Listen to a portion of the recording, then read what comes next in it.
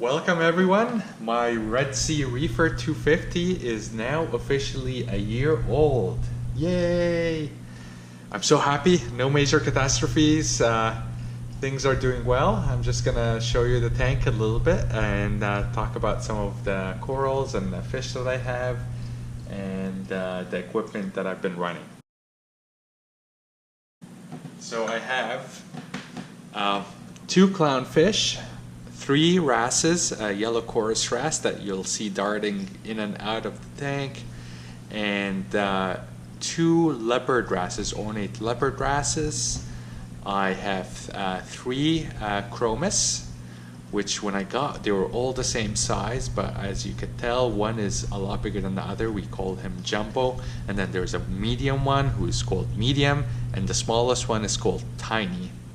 And for the most part, they get along with each other. They're always bickering a little bit, but no obvious aggression.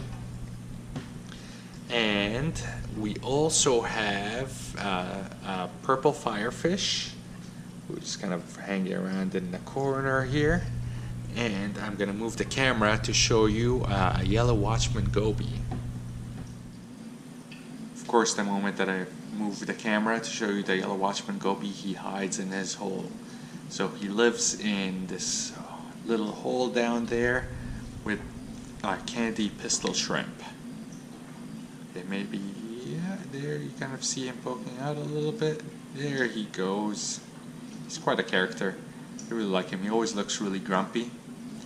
And him and yellow chorus wrasse sometimes get into little scrimmages.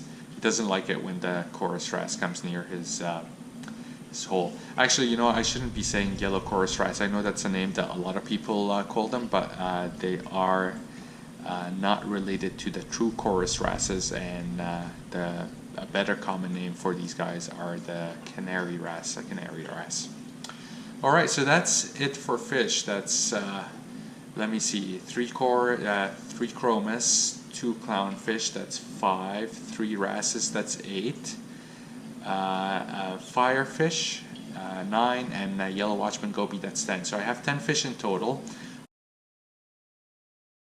Alright, I'll take you through an overview of some of the corals. So we have on the top here a nice red planet, some pink mystic coral, and down at the bottom, if you look down at the bottom, we have this is Christmas Monty cap. On the sand bed here we have a Pac-Man, a Reef Raft Pac-Man, a smooth skin acro. We have an Aura Birds of Paradise. We have another encrusting Monty, Mystique is the name, and we have an acropower tenuis. And this acro up top here is blueberry wine, I believe is the name. On the center here, this is pink lemonade. I have this millipora frag that I'm trying to rescue with really browned out on the side of the tank, so I put it up to see whether that will kind of revive things. We have here the famous Reef Raft pink Cadillac. We have a purple bonsai right at the back.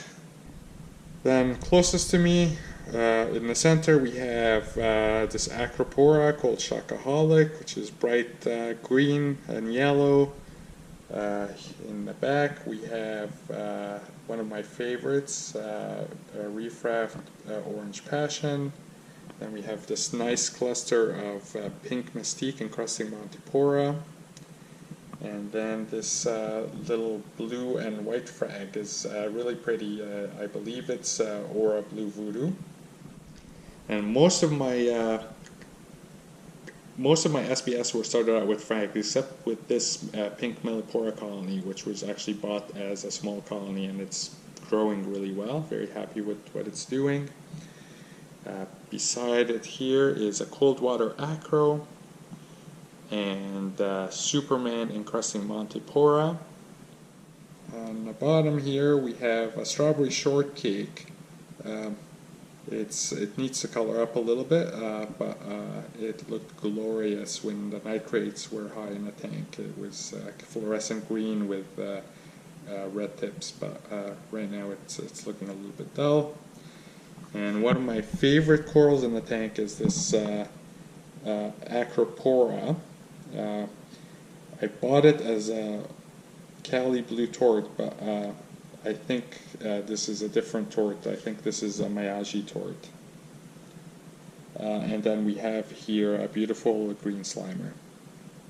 Here, if you could make it out, we have this meteor shower coral that's encrusting really well. And then we have a couple of torches. They look a little bit sad because I've cut the power there's no water flow in the tank right now. This nice hammer, this beautiful red brain, and this lovely open brain coral. And I have here a couple of frags on the bottom. We have a little Zoa rock here. This is Photopia, I think. Then we have Eagle Eye, and this orange thing that is with the awful clay job is a Jason Fox Lepto, I believe. This is a really pretty orange, I think, Rhodactis mushroom. The tank for circulation, we have two MP10s that are mounted on the opposite side of the tank, and the overall flow through the tank is about 50 times the tank volume. The tank is lit by 3 Radion XR15s. These are the generation 3. I was going on with 2 for the longest while, and I had the third one added for about 2 months now, and I've noticed some really dramatic increases in growth rate of my corals, as well as the color of the corals since I added the extra light. I have here a Tanzi automatic top-off system.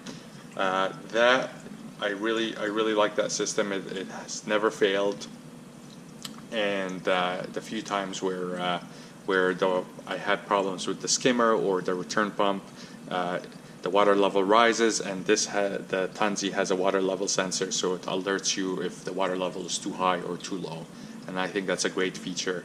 That's independent of any other controllers. You get these alerts, so that's helpful.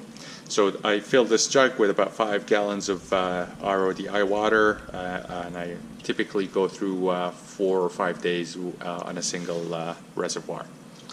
I've modified the stock ATO reservoir into a refugium, which is currently lit by Kessel H80. I expected dramatic growth of my Chaeto algae when I installed the light, but so far it's been about the same. So maybe it takes a while for the Chaeto to adjust, but we'll see how it goes. I have here a phosban reactor, which is running carbon, C matrix carbon, and a little bit of ROAphos, just to deal with any excess phosphates. But really, I think whatever ROAphos is in here, GFO has been used up. I run the stock filter socks, and I have here for skimmer, I have a Bubble Magus, I had a Bubble Magus Curve A5, but I changed it for this Bubble King Mini 160, which is doing a good job in my opinion. I have a Bubble Magus doser, and right now I'm dosing 3 things. I've built this shelf back here. I'm just gonna pan. I've built this shelf back here where I have my dosing container, and right now I'm dosing Redsea Foundation B, which is alkalinity. I'm dosing Redsea Reefer Foundation A, which is calcium. I should also mention that I'm dosing Kalkwasser in my ATO. So I put about 7 teaspoons of seachem Kalkwasser into here, and that I think covers most of my alkalinity and calcium needs. But I do dose small amounts of buffer, alkalinity buffer, and calcium just to keep up with the extra demands from my SPS tank. I do manually dose magnesium, about 20 mils of the Redsea magnesium buffer C. I do that every once a week or once every 2 weeks. And lately, just over the past week, I've been doing an experiment of dosing potassium nitrate. My nitrates are really low, and there's some people that believe that you need to have a little bit of dirty nitrates in the water, not necessarily dirty water, but detectable nitrates. So I've actually been dosing nitrates, potassium nitrate, to maintain my nitrates at about 1 parts per million or 2 parts per million. This is a new experiment, so I'm not going to comment on whether this is helpful or not. I'll keep you updated, and I've been taking lots of pictures of how my SPS have been changing in color. So I have here the Apex brain, the WXM module, which wirelessly controls the Ecotech equipment, the power bar, which has 8 spots to plug in equipment and control them. I really like the Apex. It allows me to control equipment without having to kind of plug things in and out. So for example, wax on, wax off. There we go. I'll have the lights back on again so that you could simply turn on equipment. You could program equipment. So I have my automatic top off controlled, plugged into the energy bar, and whenever the pH goes above 8.4, it disables this because I'm dosing Kalkwasser. Kalkwasser raises pH, and if for some reason this was stuck on the on position, I don't want the tank to spike. Alright, so thanks so much for watching. What a journey it has been. Can't believe that it's been a year since we filled up this tank with just dry rock and 1-inch frags, and we've come a long way since then. Hopefully things will continue to improve, and maybe by next year we'll be looking at large acropower colonies. Alright, cheers.